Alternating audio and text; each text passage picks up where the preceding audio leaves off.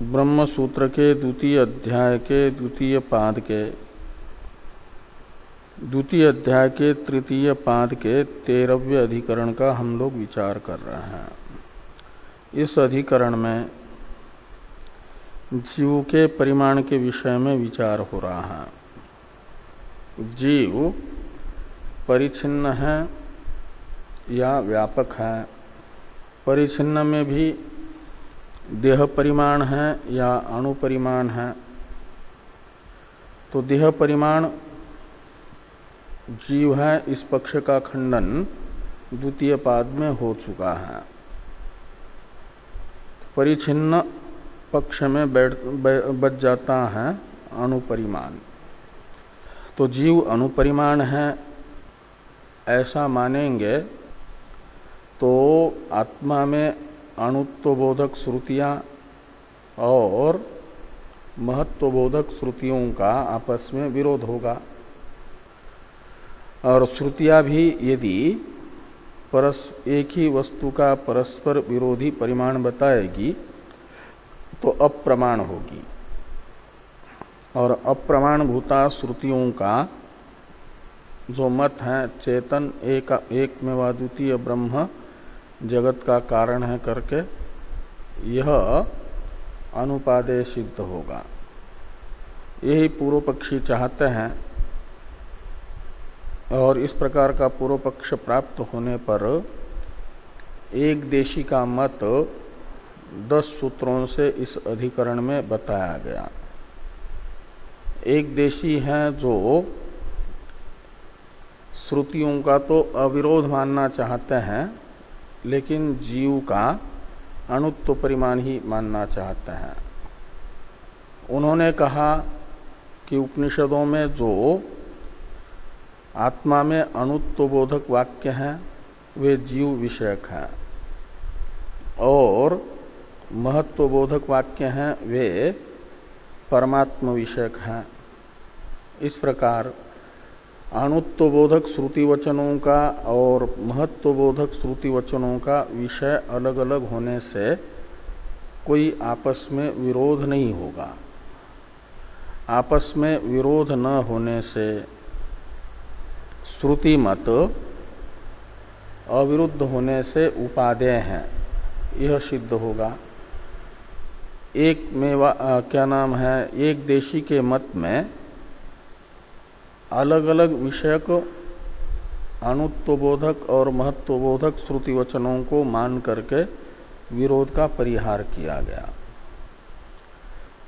लेकिन वह एक देशी का मत भी उचित नहीं है। उसमें विद्यमान दोषों को दिखाने के लिए सिद्धांत बताया जा रहा है अधिकरण के 11वें सूत्र से।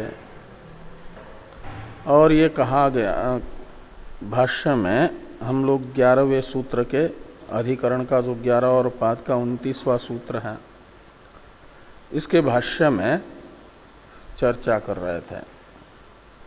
तो भाष्य में भाष्यकार भगवान ने ये कहा कि सूत्र में जो तद्गुण सारत्वात्तु तद्व्यपदेश प्राज्ञवत, इस सूत्र में जो तू शब्द है इसी की व्याख्या भी चल रही है।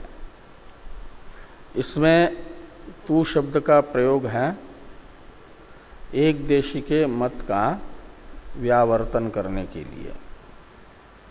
एक देशी पक्ष का व्यावर्तक तू शब्द है। वह बताता है कि आत्मा में स्वतः अणुत्व मानना उचित नहीं है। तू शब्द बताता है। कहा आत्मा को स्वतः अणु मानने में क्या आपत्ति है? तो ये बताया गया कि एक तो आत्मा की स्वरूपतः उत्पत्ति का अश्रवण होने से और ब्रह्म का ही जीव रूप से कार्यक्रम संघात में प्रवेश श्रुत होने से और स्वरूपतः व्यापक ब्रह्म के साथ जीव का स्वरूपतः अभेद उपदेश होने से मानना पड़ेगा कि स्वतः अपरिछिन्न ब्रह्म ही बुद्धि रूपी उपाधिस्थ हुआ तो जीव है। जीव में स्वतः ब्रह्म रूपत्व ही है, औपाधिक परिछिन्नता है। उपाधिगत परिछिन्नता के कारण वह परिछिन्न प्रतीत हो रहा है, स्वतः ब्रह्मरूप होने के कारण ब्रह्म विभु है तो जीव भी विभु है, व्यापक है।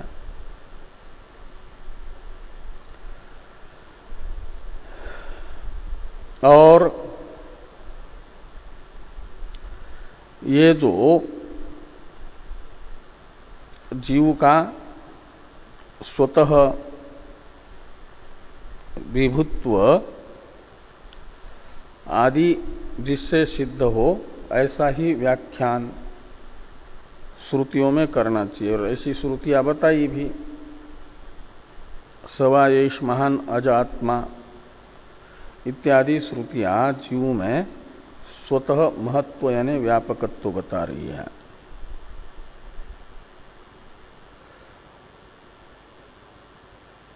इसलिए जीव स्वतः तो व्यापक है और स्वतः व्यापक मानने से अनुभव का भी संवाद प्राप्त होता है श्रुतियों को। ये जो अनुभव होता है युगपत सर्व शरीरवर्ती शैत्य या औष्ण्य की अनुभूति का, वेदना का, यह भी उपपन्न हो जाता है आत्मा को व्यापक मानने पर। अनुवादी के मत में ये सब या तो त्वचा के व्याप्ति को लेकर के या चैतन्य गुण की व्याप्ति को लेकर के ऐसा करना पड़ता है, और आत्मा को संपूर्ण शरीर में व्याप्त मानेंगे तो पाद में गड़ा हुआ जो कंटक है उसकी वेदना भी संपूर्ण शरीर में होने की जो आपत्ति बताई गई थी, यह अनिष्टापत्ति वेदांत में, इसका निराकरण करते हुए ये बताया गया कि ये नियम है कि संपूर्ण शरीर में व्याप्त आत्मा होने पर भी आत्मा का विषय के साथ संसर्ग होने में उपाधिभूत जो त्वगिंद्रिय है उसका जितने अंश में विषय के साथ संसर्ग होगा उतने ही अंश में आत्मा का भी विषय के साथ संसर्ग माना जाएगा। तो पैर में कंटक गड़ जाए तो जितने पैर के अंश में कंटक गड़ा हुआ है उतने ही अंश के साथ त्वचा का संसर्ग कंटक के साथ हो जाता है और उतने ही अंश उपाधिक आत्मा में वो कंटक जनित वेदना होती है। इसलिए व्यापक पक्ष में संपूर्ण शरीर में कंटक जनित वेदना की अनुभूति की आपत्ति नहीं आएगी। ये सब चर्चा हम लोग भाष्य तथा टीका में कर चुके हैं। न च अनोर गुण व्याप्ति उपपद्यते इत्यादि भाष्य वाक्य की चर्चा होनी है। इसकी अवतरण टीका है, यद उक्तम गुणस्यापि गुणी विश्लेषो गंधवत इति तन्न इत्याह न च अनोरिति। जो ये कहा गया कि गुणस्यापि गुणी विश्लेषो गंधवत, एक देशी में भी दो प्रकार के एक देशी है ना, एक तो आत्मा को तथा आत्मा के चैतन्य गुण को दोनों को भी परिच्छिन्न मानने वाले, हृदय देश मात्र में अवस्थित मानने वाले, और त्वग व्याप्ति द्वारा वो आत्मा को संवेदना होती है, ये मानने वाले। और दूसरे एक देशी हैं, उनका मानना है कि आत्मा रूप द्रव्य तो परिच्छिन्न है, अणुपरिमाण वाला है, वह शरीर के एक देश हृदय में ही अवस्थित है, किंतु उसका चैतन्य गुण संपूर्ण शरीर में व्याप्त है, चैतन्य गुण की व्याप्ति है। ऐसा मानने वाले अन्य एक देशी है, उनके मत का यहां निराकरण कर रहे हैं।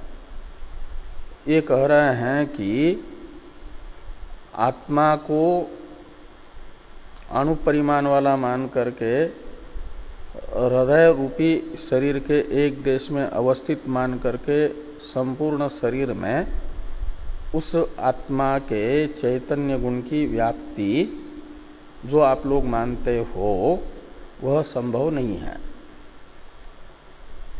ये कहने जा रहे हैं न च अनुर्गुणस्य इत्यादि से भाष्यकार भगवान। और उन वाक्यों का अवतरण लिखते समय टीकाकार अभिप्राय इसी प्रकार का ये बता रहे हैं कि यद उक्तम गुणस्यापि गुणी विश्लेषो गंधवत। तो जो गुण है आत्मा का, आत्मा गुणी है और आत्मा का गुण है क्या? चैतन्य। तो आत्मा का जो चैतन्य रूप गुण है, इसका अपने गुणी आत्मा से विश्लेष हो जाता है। विश्लेष का अर्थ है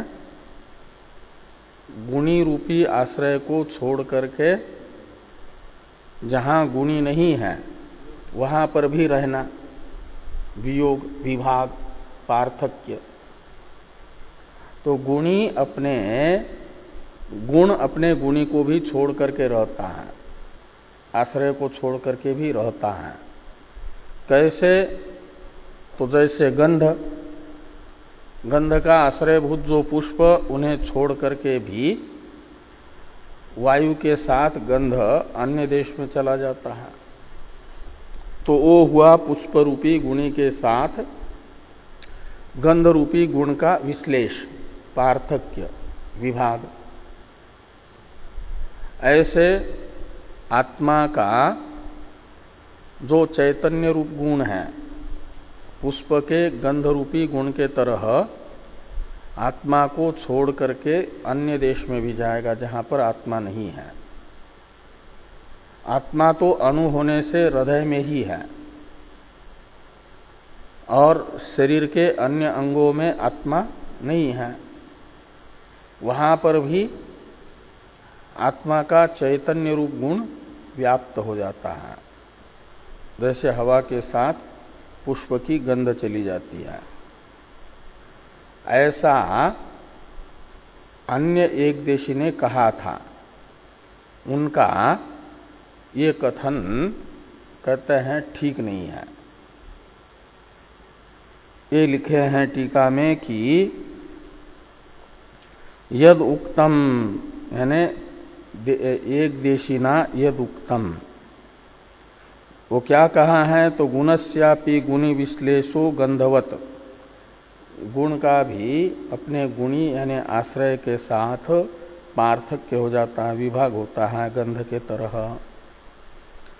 इति एक देशिना यदुक्तम, ऐसा लगाना। तन्न, उसका ये कहना उचित नहीं है, युक्त नहीं है। इस अभिप्राय से भाष्कर भगवान ये वाक्य लिखते हैं कि न च अनोर गुण व्याप्ति उपपद्यते। अणु में, अणु जो आत्मा है, अणु परिमाण वाला है, परिच्छिन्न, हृदय रूपी एक देश में रहने वाला अणु परिमाण वाला जो आत्मा है गुणी, उसके चैतन्य रूप गुण की संपूर्ण शरीर में व्याप्ति न च उपपद्यते, न च को उपपद्यते के साथ जोड़ दो। संपूर्ण शरीर में व्याप्त हो जाता है आत्मा का चैतन्य गुण, ये कहना उचित नहीं है।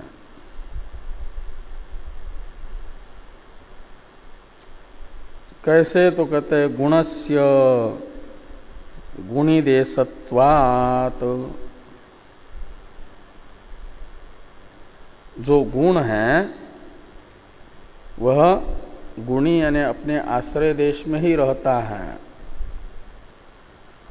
गुणत्व का प्रयोजक है आश्रय देशत्व।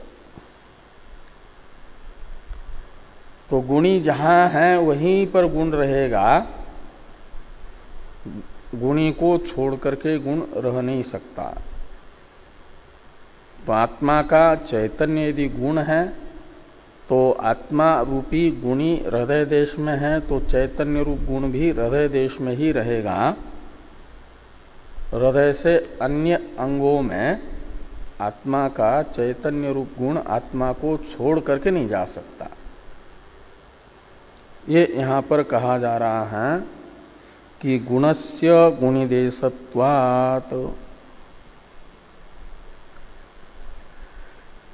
गुणस्य गुणिदेशत्वात् इस हेतु का ही स्पष्टीकरण है। गुणत्वम एव ही गुणिनम अनाश्रित्य गुणस्य हीयेत।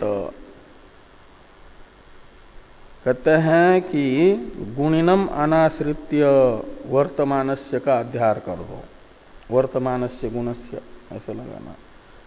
गुणिनम अनाश्रित्य का अर्थ हुआ कि गुणी को छोड़ करके रहने वाला जो गुण, उसमें गुणत्वम एव हीयेत, गुणत्व ही नहीं रह पाएगा, उसका गुणत्व ही समाप्त होगा। उस गुण को गुण ही नहीं कहा जा सकता जो अपने आश्रयभूत गुणी को छोड़ करके रहता हो। आश्रयभूत गुणी के बिना यदि कहीं गुण रह रहा है तो उसमें उस समय गुणत्व ही नहीं है, उसे गुण ही नहीं कहा जा सकता। ते कहा कि गुणिनम अनाश्रित्य वर्तमानस्य गुणस्य गुणत्वम एव ही हीयेत। आगे हैं, यदि ये कहें कि प्रदीप की प्रभा जैसे प्रदीप रूपी गुणी को छोड़ करके रहती हैं, प्रभा रूप गुण रहता है, ऐसा यदि कहेंगे तो पहले प्रभा में द्रव्यत्व ही सिद्ध किया है, उसका स्मरण करा रहे हैं। तो ये कहते हैं कि प्रदीप प्रभायाश्च द्रव्यांतरत्वम व्याख्यातम। प्रदीप की जो प्रभा है, प्रकाश है, वह प्रदीप का गुण नहीं है, अपितु जो घनीभूत अवयवों का समूह है उसे प्रदीप रूप द्रव्य कहा जा रहा है, और शिथिल अवयवों की अवस्था को कहा जा रहा है तेज के ही प्रभा। इसलिए प्रभा और प्रदीप ये दोनों द्रव्य की ही अलग अलग अवस्थाएं हैं, इसलिए उनमें द्रव्यत्व है। प्रभा में वह अपने पूर्व अवस्था से अलग होकर के अवस्थांतर को धारण कर सकता है, तेज नामक द्रव्य। जैसे शरीर द्रव्य है, शिशु अवस्था को छोड़ करके युवा अवस्था में आ जाता है, युवा अवस्था से वृद्धावस्था को धारण कर लेता है, ऐसे प्रदीप भी और प्रभा भी द्रव्य विशेष है। ऐसा हम पहले बता चुके हैं। और गंधोपि गुणत्व अभ्युपगमात साश्रय एव संचरितुम अर्हति। कहते गुण को भी यदि द्रव्य, क्या नाम, गंध को भी यदि द्रव्य मानना है, वो क्या नाम, वो गुण मानना है, गंध में यदि गुणत्व स्वीकार करना है तो मानना पड़ेगा कि साश्रय एव संचरितुम अर्हति, वह अपने आश्रय के साथ ही कहीं जा सकता है, आ सकता है। आश्रय को छोड़ करके यदि जाता है तो फिर उसमें गुणत्व तो नहीं रहेगा, क्योंकि ये नियम हुआ कि गुणत्वम एव ही गुणिनम अनाश्रित्य वर्तमानस्य गुणस्य ही एतत्। गुणी को छोड़ करके गुण रहता है तो उसको गुण ही नहीं कहा जाएगा फिर उसे। तो यदि गंध को गुण स्वीकार करना है, गुण मानना है, तो मानना पड़ेगा कि वह वायु के साथ अकेला नहीं जाता, अपने आश्रयभूत पुष्प के त्रेणुक रूप कणों को साथ में लेकर के जाता है और उन पुष्पों के कणाश्रित हो करके वायु के साथ जा रहा है गंध। अकेला गंध रूप गुण नहीं जा रहा है, उसके आश्रयभूत जो पुष्पों के कण हैं वे कण भी वायु के साथ है, उनको ले जा रहा है वायु। इसलिए साश्रय गंध का ही वायु के साथ संचरण हो रहा है, गमन हो रहा है। तो गंधोपि गुणत्वभ्युपगमात् साश्रय एव संचरितुम अर्हति। और अन्यथा यानी आश्रय को छोड़ करके अकेला गंध जाएगा तो गुणत्व हानि प्रसंगात, अन्यथा गुणत्व हानि प्रसंगात। अन्यथा का अर्थ है निराश्रय गंध वायु के साथ जाएगा, निराश्रय संचरण करेगा, तब तो उसमें गुणत्व का ही हान होगा, अभाव होगा, गुणत्व ही नहीं रह पाएगा। इस प्रकार ये क्या नाम, ये निश्चित हुआ कि गंध भी कहीं जाता है तो अपने आश्रयभूत पुष्प कणों के साथ जाता है, अकेला नहीं जाता।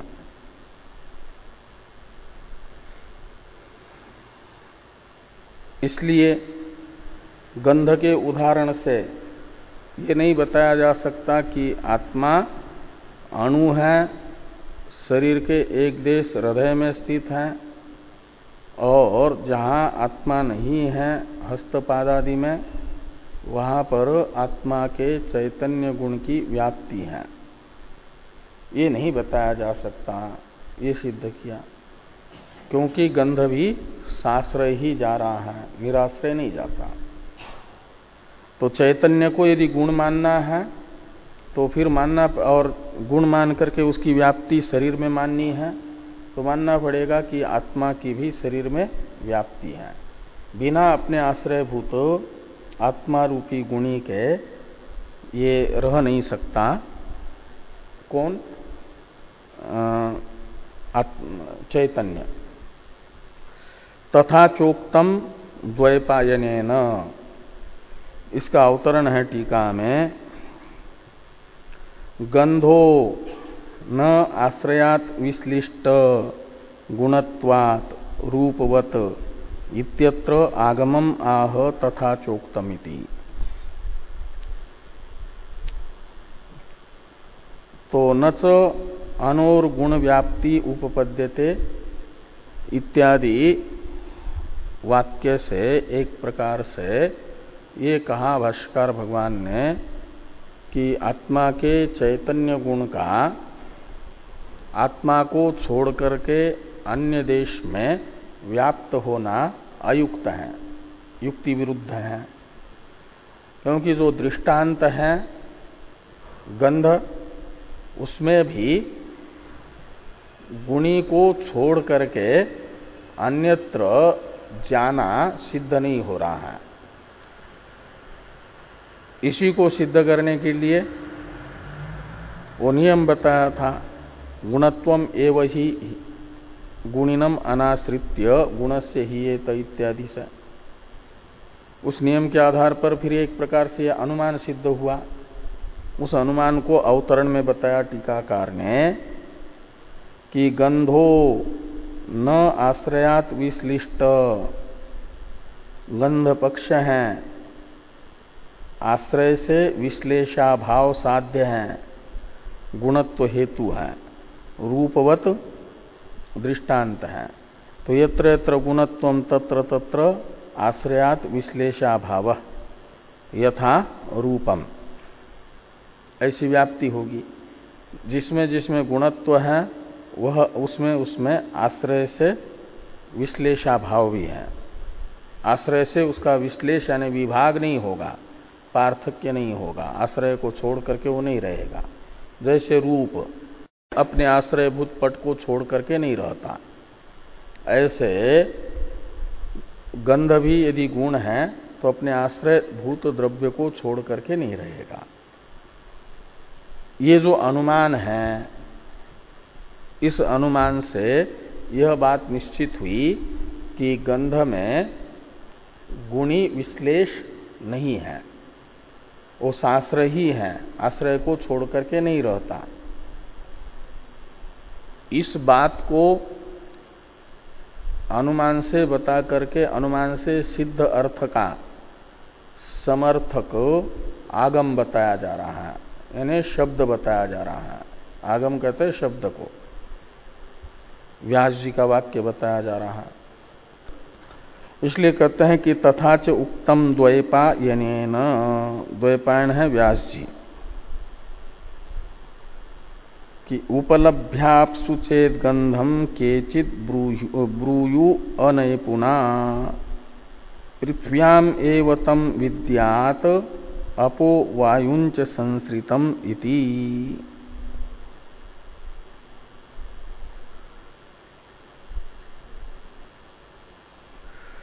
तो कहते हैं केचित अनैपुना,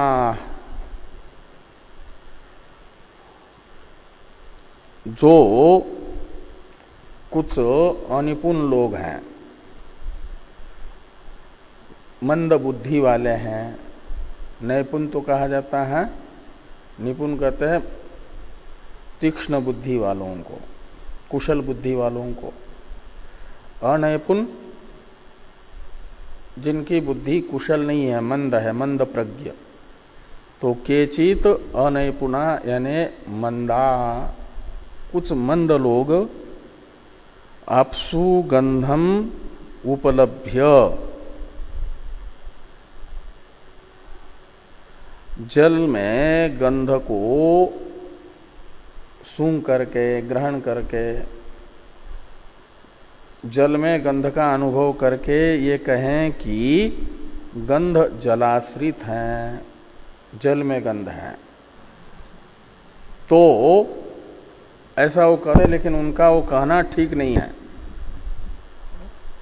लेकिन कैसा है तो कहते हैं पृथ्व्याम एव तम विद्यात। व्यास जी का तो कथन है कि तम पृथ्व्याम एव विद्यात, तम यानी जल में प्रतीयमान जो गंध है वह भी पृथ्व्याम एव विद्यात, आपो वायुंच संसृतम तम, जल में और वायु में प्रतीयमान जो गंध है उसे पृथ्व्याम एव विद्यात, पृथ्वी में ही समझना चाहिए। वो पृथ्वी निष्ठ है, भले ही अन्य जो अनैपुण हैं तार्किक, वे ये मान ले कि वायु में गंध है, अकेला गंध ही पुष्प का वायु में आया, या जल में गंध है, ऐसा मान ले। लेकिन ये समझे कि अपो संसृतम और वायुम संसृतम तम, मतलब वायु के आश्रित तया प्रतीयमान और आपके जल आश्रित तया प्रतीयमान जो गंध है, तम शब्द से उसे लीजिए, वायु और जल में प्रतीयमान गंध, उसे पृथ्व्याम एव विद्यात, पृथ्वी में ही समझना चाहिए। क्यों? तो गंध की आश्रय पृथ्वी ही है। गंध नाम का गुण पृथ्वी का ही गुण है, असाधारण गुण है पृथ्वी का ही, इसलिए वो पृथ्वी में ही रहेगा। और यदि कहीं वायु में या जल में प्रतीत होता है तो समझना चाहिए कि गंध की आश्रयभूता पृथ्वी के कण त्रेणुक वायु में है या जल में है। गंध से युक्त पृथ्वी के कण जिस वायु में या जल में है उसी में गंध की प्रतीति होगी। सीधे बिना पृथ्वी के कणों के वायु या जल में कहीं पर भी गंध की प्रतीति नहीं होगी, क्योंकि जल या वायु का असाधारण धर्म वह गंध नाम का गुण नहीं है। ऐसा व्यास जी कहते हैं। पृथ्व्याम एव तम विद्यात अपो वायुंच संस्कृतम।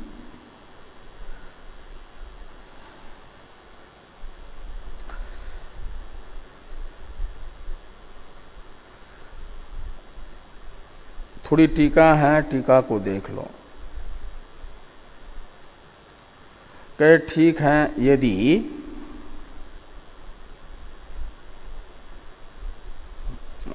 भले ही अनुमान से ये निश्चित हुआ कि गंध जो है क्या नाम आपके आश्रय को छोड़ करके नहीं होता, आश्रय का विश्लेष गुण में नहीं होता, और आगम भी ऐसा बता रहा हो, लेकिन अनुमान का तथा आगम का प्रत्यक्ष के द्वारा बाध हो जाता है।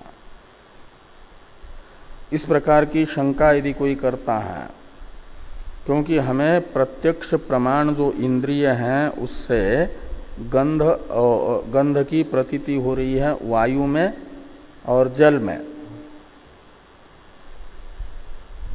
तो ये जो प्रत्यक्ष है अनुभव, इसके द्वारा अनुमान जो किया गया था गंधो न आश्रयात विश्लिष्ट गुणत्वात् रूपवत, इसका बाध होगा और आगम प्रमाण का भी बाध होगा। ऐसी यदि कोई शंका करता है तो टीका में टीकाकार कहते हैं कि न च प्रत्यक्ष बाध गंधो नाश्रयात विश्लिष्ट गुणत्वात् रूपवत, इस अनुमान का तथा वेद व्यास जी के वाक्य का प्रत्यक्ष प्रमाण से बाध नहीं होगा। क्यों? कहते इसलिए कि गंधस्य प्रत्यक्षत्वेपि निराश्रयत्वस्य अप्रत्यक्षत्वात्। कहते हैं वायु में गंध की तो प्रत्यक्ष उपलब्धि हो रही है, अनुभूति हो रही है, लेकिन वायु में या जल में प्रतीयमान जो गंध है उसके निराश्रयत्व की प्रतीति नहीं हो रही है, अनुभूति नहीं हो रही है, वो प्रत्यक्ष नहीं है। हम अनुमान से गंध रूपी गुण में जो साध्य सिद्ध करना चाहते हैं उसका अभाव यदि प्रत्यक्ष प्रमाण से गंध में निश्चित हो जाए तब तो प्रत्यक्ष प्रमाण से अनुमान का बाध कहा जा सकता है। जैसे कोई अनुमान से अग्नि में शैत्य सिद्ध करना चाहता हो, द्रव्यत्व हेतु से अग्नि ही शीतः द्रव्यत्वात् जलवत्, तो इससे इस अनुमान का तो जो साध्य है शैत्य, उसका विरोधी है उष्णत्व, अनुष्णत्व का अभाव है उष्णत्व, और उसका प्रत्यक्ष प्रमाण से अग्नि रूपी पक्ष में निश्चय है। इसलिए अनुष्णत्व को द्रव्यत्व हेतु से कोई सिद्ध करने के लिए जाएगा तो बाध माना जाएगा प्रत्यक्ष प्रमाण से। क्योंकि जिस साध्य को सिद्ध करना है उसका अभाव प्रत्यक्ष प्रमाण से निश्चित जब होगा तो प्रत्यक्ष बाद माना जाता है। तो यहां पक्ष तो कौन है? गंध। उसमें साध्य है आश्रयात विश्लेषाभाव, यानी साश्रयत्व। आश्रयात विश्लेषाभाव का ही दूसरा नाम है साश्रयत्व। गंध में साश्रयत्व रूप साध्य को सिद्ध किया जा रहा है गुणत्व रूप हेतु से। तो गुणत्व रूप हेतु के द्वारा जिस साश्रयत्व रूप हेतु को साध्य को सिद्ध किया जा रहा है उस साश्रयत्व का अभाव है निराश्रयत्व, और उस निराश्रयत्व का गंध में प्रत्यक्ष प्रमाण से निश्चय नहीं है। गंध नामक जो गुण है वो तो घ्राण इंद्रिय रूप प्रत्यक्ष प्रमाण से गृहीत हो रहा है, लेकिन गृहीत होने वाला जो गंध है वह अपने आश्रयभूत पुष्प के आश्रित नहीं है, इस रूप में गृहीत नहीं हो रहा है। निराश्रयत्व का उसमें घ्राण इंद्रिय के द्वारा निश्चय नहीं है, इसलिए प्रत्यक्ष से बाध नहीं कहा जा सकता। ये यहां पर कहा न च प्रत्यक्ष बाध। क्यों? तो गंधस्य प्रत्यक्षत्वेपि निराश्रयत्वस्य अप्रत्यक्षत्वात्। निराश्रयत्व जो है प्रत्यक्ष न होने से, निराश्रयत्व है साध्य का अभाव। तो गंधरूप पक्ष का तो प्रत्यक्ष प्रमाण से ग्रहण हो रहा है, लेकिन उसमें निराश्रयत्व रूप साध्याभाव का प्रत्यक्ष न होने से साश्रयत्व साध्य का बाध नहीं कहा जा सकता। तो निराश्रयत्वस्य अप्रत्यक्षत्वात्। तो कहा फिर बगीचे से बाहर भी दूर देश में स्थित हम हैं और वहां पुष्प न होने पर भी पुष्पों का गंध कैसे आ रहा है? तो जहां पुष्प विद्यमान नहीं है ऐसे स्थान पर हम खड़े हैं और वहां वायु में पुष्प की गंध आ रही है, तो माना जाएगा कि निराश्रयत्व तो भी प्रत्यक्ष है। ऐसी शंका यदि कोई करता है तो कहते नहीं, वहां पर भी गंध जो है निराश्रय नहीं है, वायु के त्रेणुक क्या नाम पुष्प के त्रेणुक वायु के साथ आए हुए हैं जो गंध के आश्रय हैं, इसलिए साश्रय ही गंध आया है। इसे कह रहे हैं कि महताम त्रस रेणुनाम अनुद्भूत स्पर्शानाम उद्भूत गंधानाम आगमनात् स्फुट गंधोपलंभ संभव। तो जो महान यानी महत्व परिमाण से युक्त त्रेणुक है पुष्प के, वे वायु के साथ उड़ करके चले आए हैं। पुष्प के त्रस रेणु,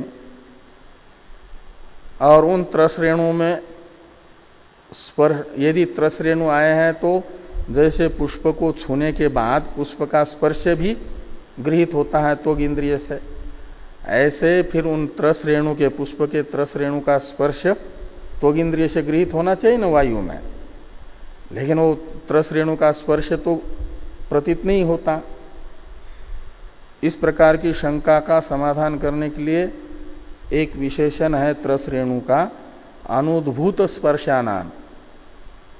पुष्प के ऐसे त्रस रेणु वायु के साथ आए हैं जिन त्रस रेणुओं में पुष्प का स्पर्श तो उद्भूत नहीं है, अभिव्यक्त नहीं है, प्रकट नहीं है, और गंध मात्र उद्भूत है। हाँ, उद्भूत है का मतलब अभिव्यक्त है, प्रत्यक्ष होने योग्य है। तो पुष्प के ऐसे त्रस रेणु वायु के साथ आए हैं जिनमें पुष्प का स्पर्श अनुद्भूत है और गंध उद्भूत है। ऐसे त्रस रेणु का वायु के साथ आगमन होने के कारण स्फुट गंधोपलम्भ संभवात, स्पष्ट गंध की उपलब्धि हो रही है, अनुभूति हो रही है। इसलिए गंध में निराश्रयत्व प्रत्यक्ष नहीं है। जो गंध प्रतीत हो रहा है दूर देश में भी, वह साश्रय गंध ही अनुभव में आ रहा है। तो कहा यदि त्रसरेणु रूपी अवयव पुष्प से वायु के साथ निकल गए हैं, तो फिर पुष्प में छिद्र होना चाहिए, पुष्प क्षीण होना चाहिए। वो क्षीण क्यों नहीं हुआ? ये जो आपत्ति आती है, इस आपत्ति को टालने के लिए, निराकरण करने के लिए इस आपत्ति का ये कहते हैं कि अवयवांतर प्रवेशात न सहसा मूल द्रव्य क्षय इति भाव। मूल द्रव्य है पुष्प, उसके जितने त्रसरेणु वायु के साथ निकल गए हैं, उतने त्रसरेणु नए उत्पन्न हो जाते हैं साथ ही साथ। उतने नए उत्पन्न होने के कारण पुष्प में छिद्र होने की आपत्ति या समाप्त होने की आपत्ति नहीं आती है।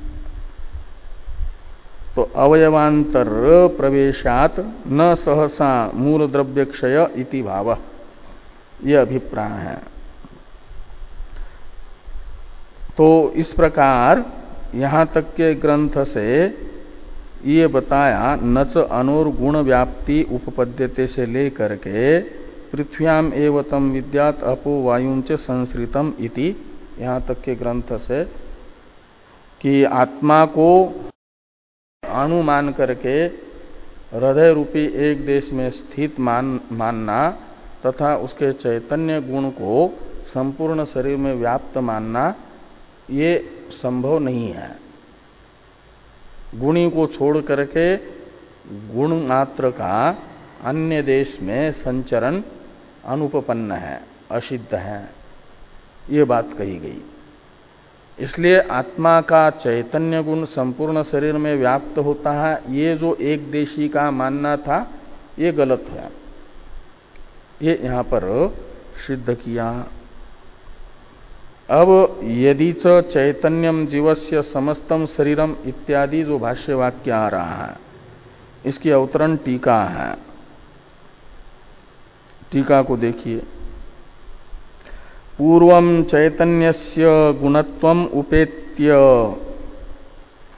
तद्व्याप्त्या गुणी आत्मानुत्वम निरस्तम संप्रति तस्य गुणत्वम असिद्धम इति आह यदि च चैतन्यम इति। तो चैतन्यस्य गुणत्वम उपेत्य, अभी जो नच अनोर्गुणस्य व्याप्ति उपपद्यते इत्यादि ग्रंथ से पूर्व पक्ष की मान्यता के अनुसार चैतन्य में गुणत्व स्वीकार करके आत्मा जिस स्थान पर नहीं है वहां पर चैतन्य गुण की व्याप्ति संभव नहीं है, ये बताया। अब ये कहने के लिए जा रहे हैं कि वस्तु तस्तु देखा जाए तो जैसे दीप की प्रभा दीप का गुण नहीं है, अपितु दीप का स्वरूप ही है।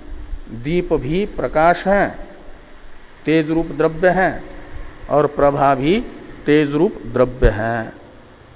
ऐसे चैतन्य ये आत्मा का गुण नहीं है, चैतन्य आत्मा का स्वरूप ही है, ये बताने जा रहा है।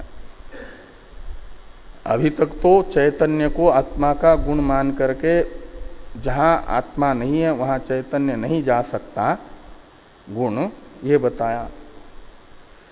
तो ये कह रहे हैं पूर्वम चैतन्यस्य गुणत्वम उपेत्य तद्व्याप्त्या गुणी आत्मानुत्वम निरस्तम। गुणी रूप आत्मा में अनुत्व का निराकरण कर दिया। अब संप्रति तस्य गुणत्वम असिद्धम इत्याह। तस्य ने चैतन्यस्य, आत्मगुणत्वम असिद्धम, चैतन्य को आत्मा का गुण नहीं मान सकते। चैतन्य में आत्मगुणत्व असिद्ध है, इसे कह रहे हैं, क्योंकि वो आत्मा का स्वरूप ही है। इसलिए आत्मा द्रव्य है तो उसका स्वरूपभूत चैतन्य भी द्रव्य ही है, प्रदीप के प्रभा के तरह। यदि च चैतन्यम जीवस्य समस्तम शरीरम व्याप्नुयात न अनुर्जीवस्यात्। कहते हैं जीव का चैतन्य यदि जीव की उपाधिभूत शरीर में संपूर्ण रूप से व्याप्त होता है, संपूर्ण शरीर में जीव के चैतन्य की व्याप्ति मानते हो, तब तो जीव अणु न स्यात्, जीव में अणुत्व सिद्ध नहीं होगा। अणुत्व परिमाण वाला जीव सिद्ध नहीं हो सकता यदि चैतन्य की व्याप्ति शरीर में है तो, क्योंकि चैतन्य ही तो जीव है, चैतन्य से अलग कोई जीव का स्वरूप नहीं है। चैतन्य व्याप्त है का मतलब आत्मा व्याप्त हुआ। फिर तो ये कह रहे हैं कि चैतन्यम एव ही अस्य स्वरूपम अग्नि इव औष्ण्य प्रकाशो। तो जैसे अग्नि का उष्णता और प्रकाश स्वरूप है, वह अग्नि को छोड़ करके, अग्नि अपने औष्ण्य और प्रकाश स्वरूप को छोड़ करके नहीं रहता। अग्नि है तो उसका स्वरूपभूत औष्ण्य और प्रकाश जरूर रहेंगे। ऐसे आत्मा का स्वरूप क्या है तो कहते हैं चैतन्य। अस्य यानी आत्मनः चैतन्यम स्वरूपम एव, आत्मा का तो चैतन्य स्वरूप ही है, जैसे अग्नि का औष्ण्य और प्रकाश स्वरूप है। इसलिए क्या होगा कि नात्र गुण गुणी विभागो विद्यते इति, इसलिए अत्र यानी आत्मा और चैतन्य इन दोनों में गुण गुणी भाव नहीं है। आत्मा गुणी है और चैतन्य उसका गुण है, ऐसी बात नहीं है। ये विभाग उनमें नहीं है, अपितु चैतन्य आत्मा ही है, चैतन्य आत्मा का स्वरूप है। दोनों एक ही है, आत्मा कहो या चैतन्य कहो। इनमें से एक को गुण और दूसरे को गुणी ऐसा विभाग नहीं कर सकते, दो नहीं मान सकते। तो जब आत्मा चैतन्य रूप ही सिद्ध हुआ और ये निश्चित हुआ कि चैतन्य आत्मा का गुण नहीं है, इसलिए चैतन्य की व्याप्ति द्वारा वो अणु आत्मा संपूर्ण शरीरवर्ती शैत्य या औष्ण्य की अनुभूति करता है, ये नहीं माना जाएगा। अभी तो माना जाएगा कि आत्मा संपूर्ण शरीर में व्याप्त है चैतन्य रूप से। तो शरीर परिमाणत्व का तो पहले ही जैन मत का निराकरण करते समय खंडन हुआ, तो बचा आत्मा व्यापक है और मध्यम अणु नहीं है, तो मध्यम परिमाणत्व का भी निषेध हुआ। तो बचता खाली एक ही परिमाण है, फिर व्यापक महत्व परिमाण ही बचता है। अणुत्व का निषेध होगा, अणुत्व का यानी युक्ति से अणुत्व सिद्ध नहीं हो पा रहा है, और शरीर परिमाणत्व का निषेध है, तो बचा दोनों परिमाणों की सिद्धि नहीं हो पा रही है, तो एक विभुत्व परिमाण ही। तो मानना पड़ेगा कि आत्मा स्वतः विभु है। ये कह रहे हैं कि शरीर परिमाणत्वंच प्रत्याख्यातम, प्रत्याख्यातम यानी निषिद्धम, शरीर परिमाणत्व का तो निषेध हुआ। तो परिशेषात, जब आत्मा को अणु परिमाण वाला मान नहीं सकते, अणु परिमाण मानना अयुक्त है, शरीर परिमाणत्व का निषेध है, तो अवशिष्ट रहा विभू परिमाण ही। तो इसलिए विभू जीव, जीव स्वतः विभू है, व्यापक है। इसलिए उसका व्यापक ब्रह्म के साथ स्वतः अभेद सिद्ध होता है। एक प्रकार से तद्गुण सारत्वात्तु तद व्यपदेश, इस सूत्रस्थ तू शब्द की व्याख्या यहां तक हुई भाष्य में। अब बाकी जो पद हैं, तद्गुण सारत्वात् तद व्यपदेश प्राज्ञवत, इन पदों की व्याख्या भाष्यकार भगवान प्रारंभ करते हैं। कथम तरहि इत्यादि से अवशिष्ट सूत्र का अवतरण है, और इस अवतरण भाष्य की भी अवतरण टीका है। तो ये कहते हैं टीकाकार कि उत्सूत्रम विभुत्वम प्रसाद्य अनुत्वादि उक्तेर गति प्रदर्शनार्थम सूत्रम व्याचष्टे कथम इत्यादिना। उत्सूत्रम विभुत्वम प्रसाद्य, जीव के स्वरूपतः विभुत्व का प्रतिपादन भाष्यकार भगवान ने किया, लेकिन सूत्र में किसी पद के द्वारा ये अपने शक्ति संबंध से जीव का विभुत्व नहीं बताया गया है।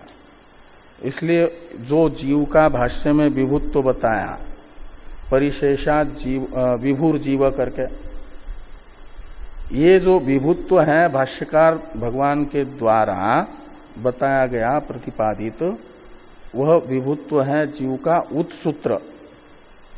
उत्सूत्र का मतलब बिना सूत्र में सूत्रस्थ किसी पद के द्वारा नहीं बताया गया, जो हाँ सूत्र से बाहर सूत्रस्थ पदों के द्वारा नहीं बताया गया, लेकिन युक्ति से सिद्ध होता है ऐसा विभुत्व। हाँ, तू शब्द का अणुत्व का व्यावर्तक तू शब्द को बताया, और सूत्रकार ने ही तू शब्द का प्रयोग करके एक प्रकार से अणुत्व का व्यावर्तन कर दिया, और पहले शरीर परिमाणत्व का व्यावर्तन कर दिया।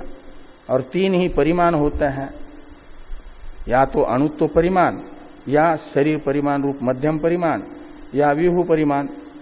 तो सूत्रकार ने अपने मुख से मध्यम परिमाणत्व का निषेध कर दिया, तू शब्द का प्रयोग करके अणुत्व का भी व्यावर्तन कर दिया, निषेध कर दिया। तो एक प्रकार से इन दोनों परिमाणों का स्वरूपतः जीव के निषेध करके, अर्थात वेद व्यास जी ने जीव को विभु बताया। तो वो जो अर्थात विभुत्व सूत्रकार के द्वारा सूचित है, शरीर परिमाणत्व का निषेध द्वारा और तू शब्द का प्रयोग करके अणुत्व परिमाण के व्यावर्तन द्वारा परिशेषात सूचित जो जीव का स्वतः विभुत्व है, उसका भाष्यकार भगवान ने भाष्य में प्रतिपादन किया। इसलिए कहते हैं कि उत्सूत्रम विभुत्वम प्रसाद्य। तो जीव को यदि हम विभु मानेंगे तो येषो अणुरात्मा चेतसा वेदितव्य इत्यादि श्रुतियों में जो आत्मा को अणु बताया गया है और उन्मान बताया गया है, उन सब श्रुतियों की क्या गति होगी, ये जो प्रश्न उपस्थित होता है, इस प्रश्न का उत्तर देने के लिए सूत्र की व्याख्या कर रहा है। यानी सूत्र के द्वारा श्रुतिस्थ जो अणुत्वादि बोधक वचन है, उन वचनों की गति बता रहे भाष्यकार भगवान। क्या नाम सूत्रकार ने बताई, और इसी प्रकार सूत्रकार ने सूत्र तो बनाया किस लिए, अणुत्वादि की श्रुति में प्रयुक्त अणुत्वादि की गति बताने के लिए सूत्र है। इसी रूप में सूत्र की व्याख्या भाष्यकार भगवान कथम इत्यादि से कर रहे हैं। इसलिए कहते हैं अणुत्वादि उक्तेर, अणुत्वादि उक्ति है येषो अणु आत्मा इत्यादि जो श्रुति वचन, और उन श्रुति वचनों की गति दिखाने के लिए तद्गुण सारत्वात् तद्व्यपदेश प्राज्ञवत इत्यादि श्रुतियां हैं। इस प्रकार की व्याख्या भाष्यकार भगवान सूत्र की कथम इत्यादि से करते हैं। इस पर चर्चा हम लोग कल करते हैं।